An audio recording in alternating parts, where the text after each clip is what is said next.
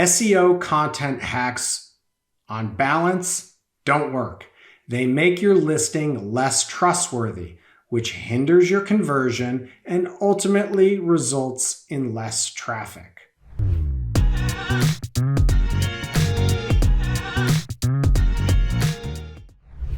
So let's talk about how to get retail rating, what it means, and why it's critical to conversions.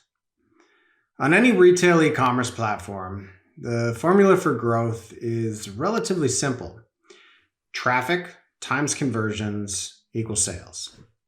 However, often we focus far too much energy on the traffic part of the equation, spending heavily on sponsored ads or investing resources in search optimizations versus activities that optimize conversions. But if we avoid optimizing conversions, our traffic investments really will not yield their full potential. Retail e-commerce success requires a holistic approach because ultimately we don't want to point traffic to a product detail page if that product isn't going to be in stock. So we must address the fundamentals of e-commerce first to ensure that we can capitalize on that traffic by converting it at the optimal rate. Conversion optimization really comes down to 5 elements: price, promotion, content operations, and trust. We want to audit our catalog against those 5 elements. So let's start with price. Is our price competitive? No amount of traffic is going to help us drive growth to a product if its pricing is too high. So be honest with yourself. Is your product value differentiated enough to justify the price that you are attempting to charge? Amazon's Zeitgeist pages, otherwise known as bestsellers, new releases, movers and shakers, is a great resource for benchmarking your pricing and other attributes against the most popular e-commerce products in your particular category. You can find these pages at amazon.com/bestsellers. Next, are you winning the buy box consistently? This is really another function of price primarily.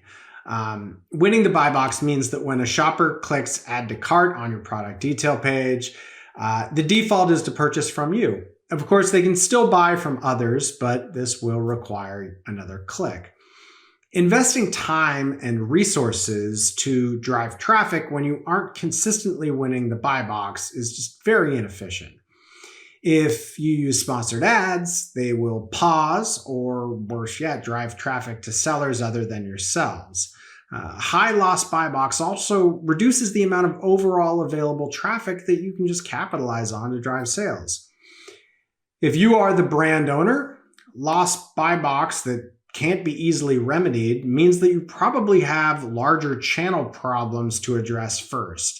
And you may just exacerbate these problems if you improve the traffic and conversions for these unauthorized sellers, or God forbid, they're counterfeit products, and you're just ultimately driving more traffic and conversions to those. So another key component of pricing and profitability is fit for channel. You need to have the right configuration for your specific e-commerce platform. Far too often, large consumer brands just list the same configuration they sell in brick and mortar on the e-commerce platforms.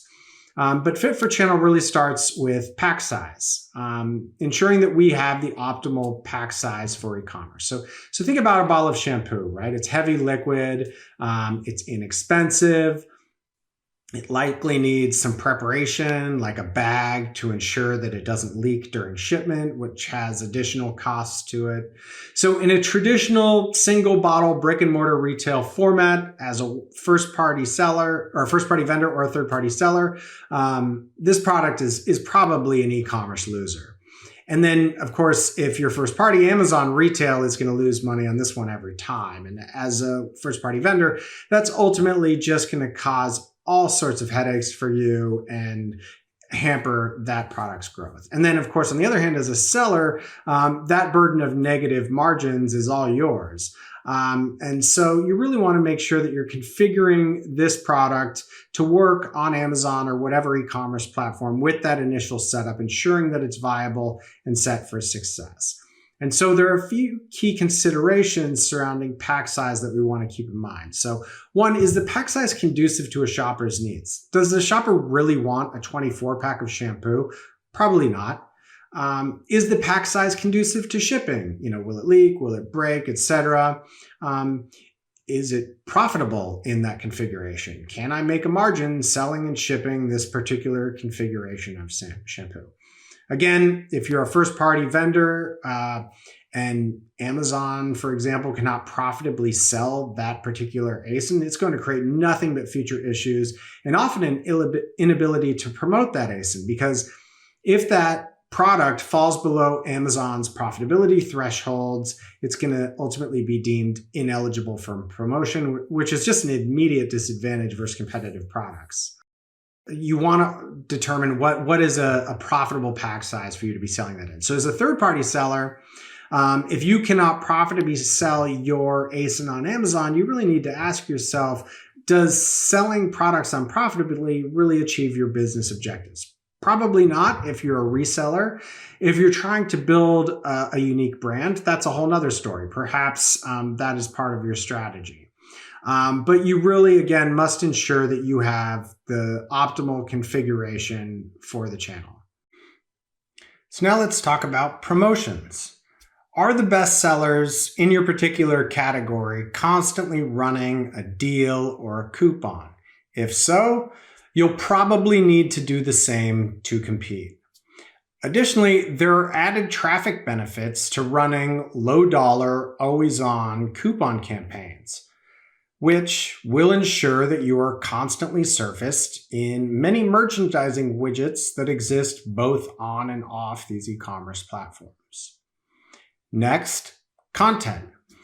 Do you have clear and compelling images, especially your hero images, but also your B+ images, as we call them? So much energy is exerted on enhanced or A+ Amazon content that exists below the fold, but your other primary images above the fold are much more critical, especially in markets like India, for example, which are dominated by mobile shopping.